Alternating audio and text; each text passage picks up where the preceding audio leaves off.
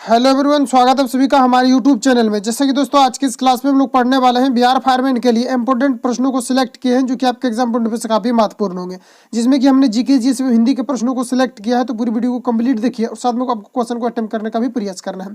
आज के इस क्लास का पीडीएफ वीडियो के डिस्क्रिप्शन में मैंने टेलीग्राम का लिंक डाल दिया हूँ, तो वहाँ से अगर आप लोग टेलीग्राम से जुड़ जाइए, वहाँ पर आपको वीडियो के डिस्क्रिप्शन में टेलीग्राम का लिंक मैं डाल देता हूँ, प्रत्येक वीडियो में डाल देता हूँ, ताकि वहाँ से आप इजी वे में जाकर के जुड़ सको और पीडीएफ को आप प्राप्त कर सको, ताकि आपको रिविजन करने में आसानी हो। तो चलिए शुरू करता है आज की इस क्लास को।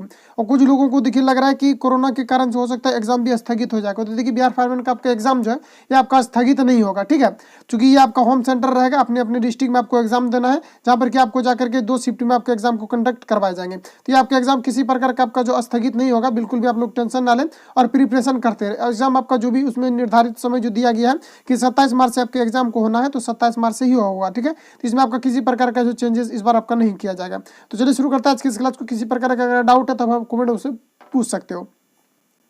पहला प्रश्न यार आप सभी के सामने यहाँ पर आपको 1 नंबर में पूछा जा रहा है कि विश्व युवा कौशल दिवस किस तिथि को मनाया जाता है, ये आपको हमारा पूछा जा रहा है। तो देखिए युवा कौशल दिवस जो सेलिब्रेट किया जाता है प्रत्येक वर्ष, ये प्रत्येक वर्ष 5 जुलाई को सेलिब्रेट किया जाता है। करेक्ट आंसर ऑप्शन नंबर यहाँ पर आपका राइट हो जाएगा, ठीक है।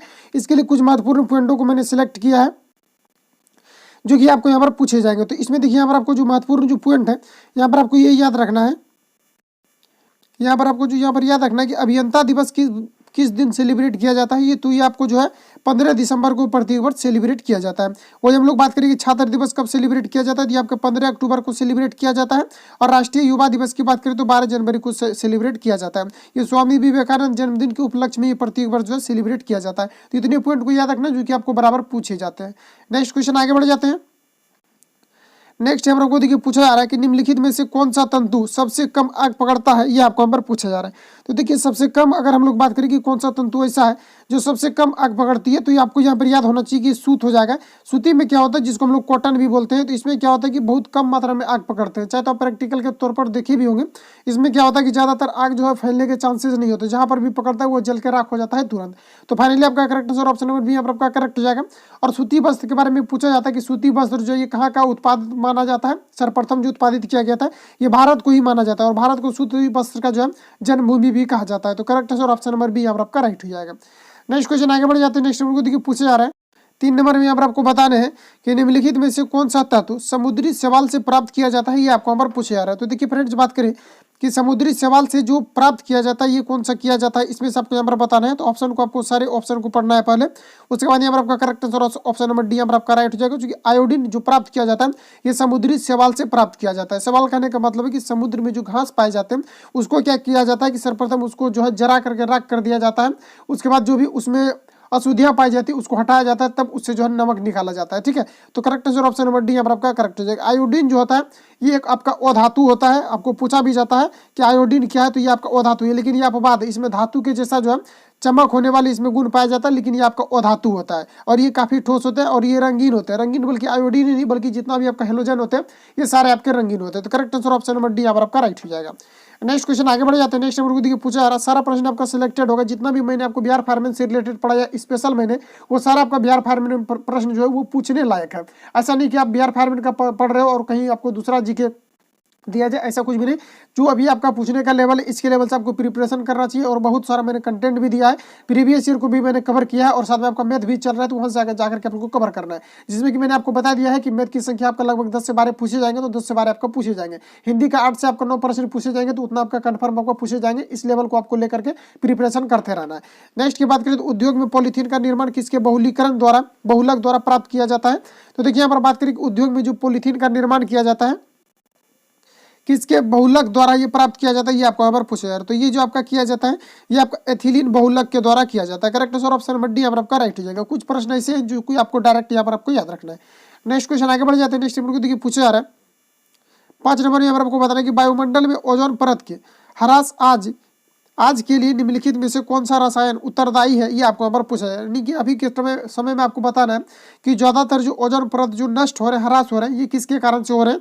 तो ज्यादातर जो अभी की बात करें तो ये आपका क्लोरोफ्लोरोकार्बन के कारण से हो रहे हैं। क्लोरोफ्लोरोकार्बन, जिसको हम लोग CFC भी बोलते हैं, क्लोरोफ्लोरोकार्बन। इसी के कारण से हो रहा है, जैसे कि हम लोग फ्रिज वगैरह यूज करते हैं। इसके अलावा हम लोग जो भी टेक्नोलॉजी के आधार पर जैसे कि हम लोग जो है थिनर वगैरह यूज करते हैं, ये सब में क्या होता है आपका क्लोरोफ्लोरो, इसमें आपका कार्बन पाया जाता है। ठीक है, तो क्लोरोफ्लोरोकार्बन जो आपका फ्रीऑन गैस का ही अपरूप होता है, जिससे कि आपका जो ये क्लोरोफ्लोरोकार्बन का निर्माण होता है। तो correct answer option number C यहाँ पर आपका राइट हो जाएगा। नेक्स्ट क्वेश्चन आगे बढ़ जाते हैं। नेक्स्ट नंबर को देखिए पूछा जा रहा है 6 नंबर में, शीतकाल में पौधे पाले से मर जाते हैं क्योंकि। तो देखिए जैसे कि आलू वगैरह का पौधा होता है तो उसमें क्या होता है कि शीत के जैसे कि ठंड के मौसम में क्या होता है कि कुछ मर जाता है। इसके अलावा भी बहुत सारे पौधे जो कि ठंड के समय में क्या होता है कि मर जाते हैं। तो इसमें यहाँ पर आपको बताना है कि शीतकालीन ऐसा क्यों होता है। तो ऑप्शन यहाँ पर आपको पढ़ना है कि वाष्प उत्सर्जन नहीं होता, तो ऐसा कुछ भी नहीं है, वाष्प उत्सर्जन होता है। ऑप्शन बी की बात करें तो इसी इतने कम तापमान पर प्रकाश संश्लेषण नहीं हो पाता है, ये भी आपका यहाँ पर गलत हो जाएगा, क्योंकि प्रकाश संश्लेषण कम तापमान पर ही ये आपका जो है संभव हो पाता है, लेकिन ऐसा नहीं कि वो मर ही जाएगा। ठीक है, तो यहाँ पर नेक्स्ट की बात करें तो इतने कम तापमान पर श्वसन रुक जाता है, ऐसा कुछ भी नहीं है। ऑप्शन डी की बात करें उत्तकों की यांत्रिक क्षति और नुकसान हो जाता है, ये आपका यहाँ पर करेक्ट हो जाएगा। अब क्यों हो जाएगा, क्योंकि देखिए यहाँ पर होता क्या है कि जब प्रकाश संश्लेषण आपका क्या होता है कि जैसे कि मान लेते हैं कि जबकि आपका शीत ऋतु रहता है तो उसमें क्या होता है कि सबसे पहले जिसका उत्तक क्या होता है कि क्षति हो जाती है, क्योंकि ज़्यादा ठंड जब हो जाती है तो वो जो है सहन नहीं कर पाते, जिसके कारण से ऐसा आपका होता है। जिसके कारण से आप देखते हो कि पत्ता वगैरह भी मुरझा जाते हैं और इससे क्या होता है कि जो है पौधे में काफ़ी जो है नुकसान हो जाती है। इसी कारण से आपका क्या होता है कि शीत के कारण से ये जो है आपका पौधे जो है मृत्यु हो जाती है, पौधे की मृत्यु हो जाती है। तो correct answer option number D यहाँ पर आपका राइट हो जाएगा। नेक्स्ट क्वेश्चन आगे बढ़ते हैं। नेक्स्ट देखिए पूछा जा रहा है डेंगू ज्वर का कारण क्या है, ये आपको यहाँ पर पूछा जा रहा है। तो देखिए डेंगू ज्वर का एकमात्र कारण है ये आपका वायरस है। Correct answer option number D यहाँ पर आपका करेक्ट हो जाएगा। ठीक है, इसके अलावा यहाँ पर बात करें कि मलेरिया का कारण जो है प्लाज्मोडियम जो है ये किसके कारण से होता है, तो मलेरिया के कारण से आपका जो है प्लाज्मोडियम होता है। ठीक है, ये भी पॉइंट याद रखना, ये आपको प्रीवियस ईयर में पूछा हुआ था, इसलिए मैंने यहाँ पर इसको सेलेक्ट किया और ये आपको PDF में भी इंक्लूड मिलेगा, तो वहाँ से जाकर आप लोग रिविजन जरूर करेंगे। नेक्स्ट क्वेश्चन है कि थैलासीमिया एक आनुवांशिक बीमारी है, यह किसको प्रभावित करती है, ये आपको यहाँ पर पूछा है। तो देखिए थैलासीमिया एक आनुवांशिक यानी एक पीढ़ी से दूसरी पीढ़ी में यह स्थानांतरित होती है। ठीक है, तो ये क्या होता है कि जेनेटिक्स इसको आप बोल सकते हो कि एक पीढ़ी से दूसरी पीढ़ी में ये स्थानांतरित होती है। लेकिन यहाँ पर आपको बताना है कि आनुवांशिक बीमारी ये किसको प्रभावित करती है, ये आपको यहाँ पर पूछा जाता है। ये रुधिर को प्रभावित करती है, जिसके कारण से ऑप्शन नंबर यहाँ पर आपका राइट हो जाएगा। रुधिर जो होती है आपका 2 प्रकार के होते हैं, इसके बारे में मैंने आपको कई बार बता दिया है कि इसमें क्या होता है कि आपका RBC होता है, एक आपका होता है RBC होता है और एक आपका जो है WBC होता है। एक रेड ब्लड सेल्स होता है और एक होता है WBC होता है। रेड ब्लड सेल्स के कारण से ही व्यक्ति में अलग अलग ब्लड ग्रुप पाए जाते हैं, लेकिन WBC की बात करें तो इससे क्या होता है कि किसी व्यक्ति में जो प्रतिरोध यानी जैसे आप बोल सकते हो कि इसमें क्या होता है कि संक्रमण से लड़ने के लिए जो सहायक होता है ये WBC होता है। लेकिन रेड ब्लड सेल्स की बात करें तो इसी के कारण से व्यक्ति में क्या होता है कि अलग अलग ब्लड ग्रुप पाए जाते हैं और साथ में रेड ब्लड सेल्स के कारण से ही क्या होता है कि ऑक्सीजन जो हम लोग ग्रहण करते हैं ये शरीर के मतलब सभी कोशिकाओं तक ये पहुंचाने का जो कार्य करती है RBC के द्वारा ही किया जाता है। इधर चीज़ों को यहाँ से आपको याद रखना है। करेक्ट आंसर ऑप्शन नंबर यहाँ पर आपका राइट हो जाएगा। नेक्स्ट क्वेश्चन आगे बढ़ जाते हैं। नेक्स्ट देखिए पूछा जा रहा है 9 नंबर में। नेक्स्ट में आपको पूछा जा रहा है कि 1853 में लॉर्ड डलहौजी ने जो पहली टेलीग्राफ लाइन शुरू की वह किस के बीच थी, ये आपको यहाँ पर पूछा जा रहा है। तो देखिए 1853 में लॉर्ड डलहौजी के द्वारा जो टेलीग्राफ शुरू किया गया था, ये सबसे पहले यहाँ पर आपको याद रखना है कि टेलीग्राफ लाइन जो लॉर्ड डलहौजी के द्वारा जो शुरू किया गया था ये कब किया गया था, तो ये आपका 1853 में किया गया था। लेकिन ये किसके मध्य था, तो याद रखिए कि आपका कोलकाता और आगरा के मध्य था। Correct answer option number D यहाँ पर आपका राइट हो जाएगा। नेक्स्ट क्वेश्चन आगे बढ़ जाता है। नेक्स्ट देखिए पूछा जा रहा है 10 नंबर में यहाँ पर आपको बताना है कि निम्नलिखित में से कौन सा कर ऐसा है जिससे कीमत में वृद्धि नहीं होती है। तो बताइए कि कौन सा ऐसा कर है जिससे कीमत में किसी प्रकार का वृद्धि नहीं होगी। तो बताइए यहाँ पर आपका करेक्ट आंसर क्या हो जाएगा, तो ये आपका आयकर हो जाएगा। Correct answer option number B यहाँ पर आपका राइट हो जाएगा। देखिए आयकर अधिनियम जो लाया गया था सर्वप्रथम ये आपका लाया गया था 1884 में आयकर अधिनियम को लगाया गया था। लेकिन बात करें कि भारत में जो आयकर जो लिया जाता है ये कब से इसको लागू करके जो है लिया गया, तो ये 1865 से भारत में जो है आयकर को लिया जाता है। लेकिन ये अधिनियम जो लाया गया था 1864 में ही ये लाया गया था। ठीक है, इसके अलावा याद रखिएगा कि आयकर जो प्रत्येक वर्ष जो यानी आयकर जो लिया जाता है ये जो डिस्ट्रीब्यूट जो किया जाता है किसके बीच ये डिस्ट्रीब्यूट किया जाता है, तो ये आपका जो है ये आपका राज्य और साथ में ये जो है सेंट्रल गवर्नमेंट के बीच ये जो है डिस्ट्रीब्यूट किया जाता है। तो इसको यहाँ पर आपको याद रखना है कि जो आपका आयकर लिया जाता है सर्वप्रथम बात करें कि आयकर जो लिया जाता है किसके बीच लिया जाता है, तो ये जो आपका लिया जाता है ये आपको जो है स्टेट के द्वारा ही लिया जाता है। लेकिन ये जो डिस्ट्रीब्यूट किया जाता है ये केंद्र सरकार के बीच और जो है राज्य सरकार के बीच ये जो है बांटा जाता है। तो इतनी चीज़ों को यहाँ से आपको याद रखना है। ठीक है, और यह जो एक प्रकार का प्रत्यक्ष कर होता है इसको GST के थ्रू नहीं लिया लिया जाता है, ये भी पूछा गया था आपका प्रीवियस ईयर पूछा हुआ प्रश्न ये आपका। इसमें आपको पूछा गया था कि ये जो आयकर जो सॉरी कौन सा कर है, और इसमें आपको यहाँ पर ऑप्शन मिल जाएंगे, जैसे आयात शुल्क मिल जाएंगे, आयकर मिल जाएगा, चुंगी बिक्री कर मिल जाएगा। और इसमें आपको पूछा गया था कि कौन सा ऐसा कर है जो कि आपका जो है प्रत्यक्ष है। तो प्रत्यक्ष की बात करें तो आपका आयकर हो जाएगा, जो कि प्रत्यक्ष लिया जाता है। जैसे कि आयकर में क्या होता है कि कोई भी अगर जैसे कि मान लेते कि आयकर में जैसे कि पैसा जो पे करने का जो जरिया होता है, इसमें क्या होता है कि डायरेक्ट उसको वहाँ पर जो है ले लिया जाता है। इसमें क्या होता है कि जीएसटी के थ्रू आपका नहीं लिया जाता है, ठीक है। तो यहाँ पर आपका correct answer option number B यहाँ पर आपका राइट हो जाएगा। नेक्स्ट क्वेश्चन आगे बढ़ते हैं। जितने भी पॉइंट मैंने आपको वहाँ पर बताया है उस सारे पॉइंट को आपको यहाँ पर याद रखना है। नेक्स्ट की बात करें कि निम्नलिखित में से राष्ट्रीय आय को जनसंख्या के आकार से विभाजित करने पर क्या प्राप्त होगा। तो देखिए राष्ट्रीय आय को अगर जनसंख्या से हम लोग डिवाइड करते हैं तो इससे जो निकलेगा प्रति व्यक्ति आय निकलेगा। क्योंकि क्यों निकलेगा, क्योंकि यहाँ पर मान लेते हैं कि अगर यदि आयकर मान लेते हैं कि चलिए यहाँ पर जो निम्नलिखित में से पूछा जा रहा है कि राष्ट्रीय आय को मान लेते हैं कि राष्ट्रीय आय अगर 100 रुपया है और जनसंख्या मान लेते हैं कि 10, इससे डिवाइड जो कर देते हैं आपका 10 आता है। तो 10 क्या है, ये आपका प्रति व्यक्ति आय निकल करके आता है। तो इस प्रकार से फाइनली यहाँ पर आप करेक्ट आंसर की बात करें तो यहाँ पर आपका हो जाएगा प्रति व्यक्ति आय हो जाएगा। करेक्ट आंसर ऑप्शन नंबर यहाँ पर आपका राइट हो जाएगा, ठीक है। नेक्स्ट क्वेश्चन आगे बढ़ जाते हैं। नेक्स्ट नंबर को देखिए 12 नंबर में पूछा जा रहा है कि निम्नलिखित में से कौन सा एक सुशीर जो है वाद है, ये आपको यहाँ पर पूछा जा रहा है। तो देखिए सुशीर वाद की बात करें तो ये आपके बांसुरी जो हो जाएंगे, ये आपका करेक्ट आंसर हो जाएगा। बांसुरी जो है ये आपका सुशीर वाद के अंतर्गत आता है। नेक्स्ट क्वेश्चन की बात करें तो नेक्स्ट नंबर को देखिए पूछा जा रहा है 13 नंबर में, बिहार में ग्रामीण क्षेत्रफल राज्य के कुल क्षेत्रफल का कितना प्रतिशत है, ये आपको यहाँ पर पूछा रहा है। तो देखिए ग्रामीण क्षेत्रफल ऐसे भी बिहार में जो है काफी अधिक है, ये आपको पता होना चाहिए। तो करेक्ट आंसर ऑप्शन यहाँ पर आपका करेक्ट हो जाएगा कि लगभग 98.5% जो है ये आपका जो है राज्य की तुलना में जो है ग्रामीण क्षेत्रफल ये आपका फैला हुआ है। करेक्ट आंसर ऑप्शन नंबर यहाँ पर आपका राइट हो जाएगा। बिहार से रिलेटेड भी आपको कुछ कुछ प्रश्न पूछे जाएंगे और जो भी आपका पूछे जाएंगे, जो भी आपका इंपॉर्टेंट होगा वो मैं सिलेक्ट करके यहाँ पर आपको दे दूंगा, ठीक है। नेक्स्ट क्वेश्चन की बात करें और हिंदी से भी कुछ कुछ जैसे कि पूछा जाता है, जैसे पोएट्री वगैरह से पूछा जाता है, तो उसमें क्या होता है कुछ सिलेक्टेड प्रश्न मैं दे दूंगा जहाँ से कि आपको जो इंपॉर्टेंट प्रश्न है जो भी आपका प्रीवियस ईयर में भी पूछा हुआ है। क्योंकि ऐसे अगर आप पोएट्री को पढ़ना शुरू कीजिएगा तो लगभग एग्जाम भी खत्म हो जाएगा और पूरा आप खत्म भी नहीं कर पाओगे, इसलिए आपको सिलेक्टेड पढ़ना है जो कि पूछे जाने की संभावनाएं हो, ठीक है। इसके अलावा बहुत सारा मैं प्रैक्टिस आपको करा दूंगा।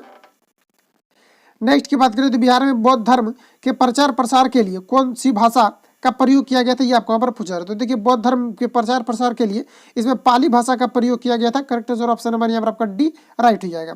नेक्स्ट क्वेश्चन आगे बढ़ते हैं। नेक्स्ट नंबर को देखिए पूछा जा रहा है उत्तरी गोलार्ध में रहने वालों के लिए अकील रहने वालों के लिए, यहाँ पर आपको दिया हुआ रहने वालों के लिए अकील जून वर्षा का सबसे लंबा दिन है, और दक्षिणी गोलार्ध में रहने वालों के लिए यहाँ पर देखिए आपका अकील नहीं होगा, पढ़ने के बाद यहाँ पर पता चला कि यहाँ पर आपका अकीस होगा, ठीक है। तो यहाँ पर देखिए उत्तरी गोलार्ध में रहने वालों के लिए 21 जून वर्षा का सबसे लंबा दिन है, दक्षिणी गोलार्ध में रहने वालों के लिए वर्षा का सबसे वर्ष का सबसे छोटा दिन है, ठीक है। यहाँ पर आपका वर्षा भी नहीं होगा, यहाँ पर वर्ष होगा, ठीक है। तो थोड़ा सा टाइपिंग मिस्टेक होगी तो इसको आप लोग इग्नोर करेंगे। यहाँ पर देखिए लिखा हुआ है आपका कि उत्तरी गोलार्ध में रहने वालों के लिए 21 जून का सबसे लंबा दिन है, और दक्षिणी गोलार्ध में रहने वालों के लिए जो है वर्ष का सबसे छोटा दिन है 21 जून, ठीक है। तो यहाँ पर आपको बताना है कि ऐसा जो है वर्ष का सबसे छोटा दिन, ये जो दक्षिणी गोलार्ध में कौन सा ऐसा दिन है जो कि वर्ष का सबसे छोटा दिन है, ठीक है। ये आपको यहाँ पर पूछा है, तो ये आपका 21 जून हो जाएगा। Correct answer option number D यहाँ पर आपका राइट हो जाएगा।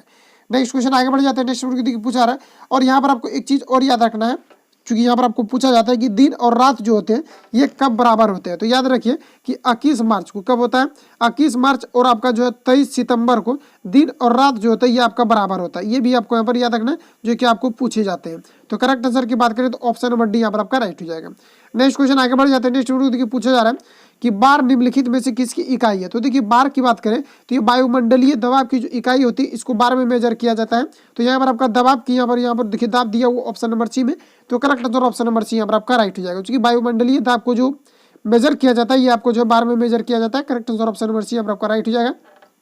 इसके अलावा कुछ महत्वपूर्ण आपका पॉइंट है जो कि यहाँ पर आपको याद रखना है। तो देखिए बार की बात करें, सॉरी दबाव की बात करें कि चूंकि दाब जो होता है ये आप 9th क्लास में ही इसको पढ़े होंगे, इसका वहाँ पर थ्योरी भी आपको मिला होगा। तो देखिए सबसे पहले बात करें कि दाब का जो यूनिट होता है ये आपका न्यूटन पर मीटर स्क्वायर होता है, और या इसको आप पास्कल भी बोल सकते हो। क्या बोल सकते हो, इसको आप पास्कल भी बोल सकते हो, ठीक है। इसके अलावा अगर हम बात करें कि एक बार बराबर आपका कितना होता है, तो याद रखिए कि 10⁻10 न्यूटन पर मीटर स्क्वायर होता है। इतनी चीजों को यहाँ पर आपको याद रखना है जो कि हाईलाइटेड पॉइंट है जो कि आपको पूछा जाता है। तो correct answer option number C यहाँ पर आपका राइट हो जाएगा। नेक्स्ट क्वेश्चन आगे बढ़ जाते हैं। नेक्स्ट नंबर पूछा जा रहा है 17 नंबर में, कोणार्क का सूर्य मंदिर नरसिंह देव प्रथम ने बनाया था, वह किस राजवंश से संबंधित थे, ये आपको यहाँ पर पूछा जा रहा है। तो देखिए कोणार्क का सूर्य मंदिर आपका ओडिशा राज्य में स्थित है, जिसको हम लोग ब्लैक पेगोड़ा के नाम से भी जानते हैं। लेकिन प्रश्न में यहाँ पर आपको पूछा जा रहा है कोणार्क का सूर्य मंदिर नरसिंह देव प्रथम ने बनवाया था, वह किस नाम से, वे जो है किस राजवंश से संबंधित है, ये आपको यहाँ पर पूछा जा रहा है। तो ये आपका संबंधित है सही गंग राजवंश से संबंधित है, correct answer option number B यहाँ पर आपका करेक्ट हो जाएगा। इसके अलावा पूछा जाता है कि जो ब्लैक पकोड़ा के नाम से कौन से जाने जाते हैं, तो ब्लैक पकोड़ा के नाम से कोणार्क का सूर्य मंदिर जाना जाता है, जो कि आपके ओडिशा राज्य में स्थित है। और साथ में ये किस देवता को समर्पित है, तो ये सूर्य देवता को समर्पित है। तो इतने फैक्ट को यहाँ से याद रखना है, correct answer option number B यहाँ पर आपका राइट हो जाएगा। नेक्स्ट क्वेश्चन आगे बढ़ जाते हैं। नेक्स्ट पूछा जा रहा है 18 नंबर में कि निम्नलिखित में से कौन सा ऊर्जा का समृद्ध स्रोत है। तो बताइए कि ऊर्जा का समृद्ध स्रोत यानी सर्वोत्तम स्रोत कौन सा है, ये आपको यहाँ पर पूछा जा रहा है। तो देखिए ऊर्जा की बात करें तो ये आपका कार्बोहाइड्रेट हो जाएगा, क्योंकि कार्बोहाइड्रेट सबसे पहले हम लोग ये समझते हैं कि जो माइटोकॉन्ड्रिया होता है ये ऊर्जा का ट्रांसपोर्टेशन करता है, बॉडी के सभी अंगों तक जो ऊर्जा का ट्रांसपोर्टेशन करता है ये किया जाता है माइटोकॉन्ड्रिया के द्वारा। और कार्बोहाइड्रेट का जो विखंडन होता है ये माइटोकॉन्ड्रिया में ही होता है। तो माइटोकॉन्ड्रिया में जब डायरेक्ट वहाँ पर विखंडित होता है तो वहाँ से क्या होगा कि ऊर्जा का जो संचालन होगा ये काफी शीघ्रता से होगा। और ऊर्जा का जो पावर हाउस जो कहा जाता है ये माइटोकॉन्ड्रिया को ही कहा जाता है। और माइटोकॉन्ड्रिया आपका 3 परत से घिरा हुआ होता है। इतनी चीजों को यहाँ से आपको याद रखना है। तो करेक्ट आंसर ऑप्शन नंबर यहाँ पर आपका सी करेक्ट हो जाएगा। और कार्बोहाइड्रेट जो सबसे ज्यादा पाया जाता है ये किस में पाया जाता है, तो ये आपके चावल में पाया जाता है। तो correct answer option number C यहाँ पर आपका राइट हो जाएगा। नेक्स्ट क्वेश्चन आगे बढ़ जाते हैं। नेक्स्ट पूछा जा रहा है 19 नंबर में यहाँ पर आपको बताना है कि मानचित्र में जो मिलता है नहीं देश भारत है, भू पर नहीं मनो में ही बस कहीं शेष भारत है, उपरोक्त पंक्ति किसकी है, ये आपको यहाँ पर पूछा जा रहा है। तो बताइए किसकी पंक्ति है। तो ये आपका जो है पंक्ति ये आपका दिनकर का है, करेक्ट आंसर ऑप्शन नंबर यहाँ पर आपका सी राइट हो जाएगा। नेक्स्ट क्वेश्चन आगे बढ़ते हैं। नेक्स्ट पूछा जा रहा है 20 नंबर में कि दुनिया देखी पर कुछ न मिला, तुझको देखा सब कुछ पाया, दी गई पंक्ति किसकी है, ये आपको यहाँ पर पूछा जा रहा है। तो बताइए ये पंक्ति आपका किसका है। तो ये जो पंक्ति आपका श्री गोपाल कृष्ण नेपाली का है, करेक्ट आंसर ऑप्शन नंबर यहाँ पर आपका राइट हो जाएगा, जो कि इंपॉर्टेंट पॉइंट है, ये आपको यहाँ पर याद रखना चाहिए। नेक्स्ट क्वेश्चन की बात करें तो नेक्स्ट यहाँ पर पूछा जा रहा है कि अंगूठी कौन सा लिंग है, ये आपको यहाँ पर पूछा जा रहा है। तो देखिए अंगूठी की बात करें तो अंगूठी जो होता है ये आपका स्त्रीलिंग के अंतर्गत आ जाती है, करेक्ट आंसर ऑप्शन नंबर यहाँ पर आपका राइट हो जाएगा। क्योंकि अंगूठी टूट गई होता है, अंगूठी टूट गया नहीं, इसको आप सेंटेंस में जब परिवर्तित करोगे तब आपको क्लियर यहाँ पर आपको पता चलेगा। अंगूठी टूट गई ये होता है, अंगूठी टूट गया ये नहीं होता है। ठीक है, तो फाइनली आपका correct answer option number A यहाँ पर आपका राइट हो जाएगा। नेक्स्ट क्वेश्चन आगे बढ़ते हैं। नेक्स्ट पूछा जा रहा है 22 नंबर में कि रजमनामा निम्नलिखित में से किसका फारसी अनुवाद है। तो बताइए कि रजमनामा जो है ये निम्नलिखित में से किसका फारसी अनुवाद है, ये आपको यहाँ पर पूछा जा रहा है। तो ये महाभारत का है, करेक्ट आंसर ऑप्शन नंबर यहाँ पर आपको करेक्ट हो जाएगा। कुछ महत्वपूर्ण पॉइंट जो कि यहाँ पर आपको याद रखना चाहिए। महाभारत की फारसी अनुवाद जो है ये किसके द्वारा किया गया था, तो ये नकीब खान, अब्दुल कादिर बदायूनी के द्वारा, और ये जो है शेर सुल्तान के द्वारा किया गया था, शेख सुल्तान के द्वारा किया गया था। ये आपको यहाँ पर याद रखना है।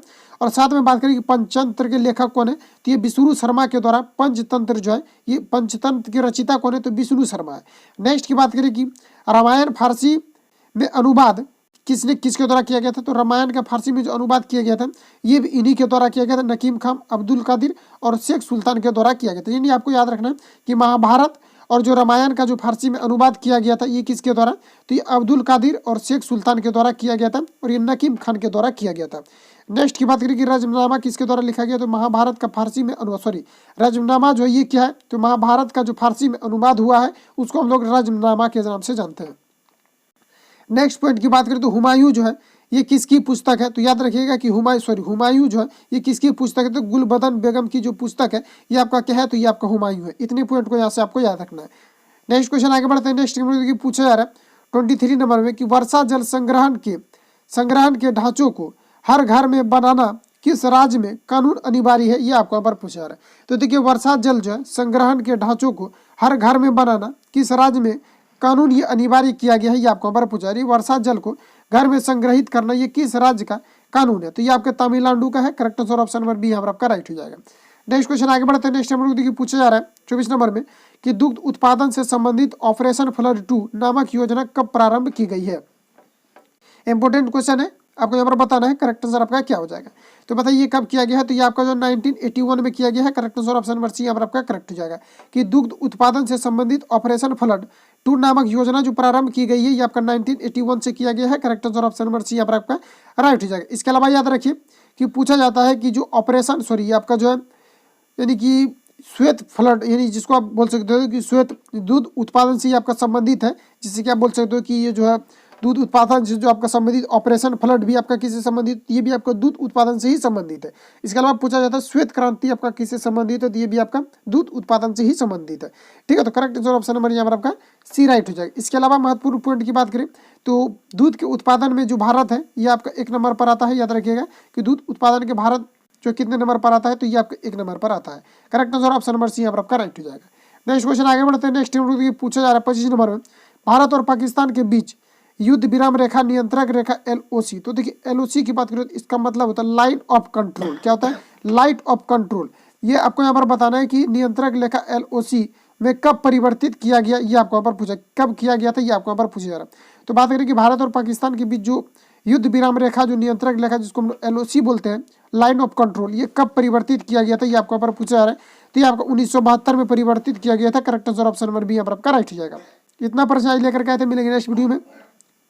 अगर आपको वीडियो हेल्पफुल लगता है चैनल को सब्सक्राइब करके बेल आइकन को प्रेस कर लेना, जब भी वीडियो अपलोड होगा तो आप तक नोटिफिकेशन टाइम टू टाइम मिलते रहेगा। इसके अलावा बात करें तो बिहार फार्मेट का एग्जाम आपका पोस्टपोन नहीं होगा इस बार आपका कंफर्म होगा, और ये आपको होम सेंटर ही दिए जाएंगे जो कि आपके डिस्ट्रिक्ट वाइज, यानी कि आपका जो भी डिस्ट्रिक्ट है वहीं पर आपको एग्जाम को कंडक्ट करवाए जाएंगे। तो इसके अलावा किसी प्रकार का डाउट हो तो आप हम कौन पूछ सकते हैं, वहाँ पर आपको रिप्लाई मिल जाएगा। मिलेंगे नेक्स्ट वीडियो में, तब तक के लिए जय हिंद, बेस्ट ऑफ लक।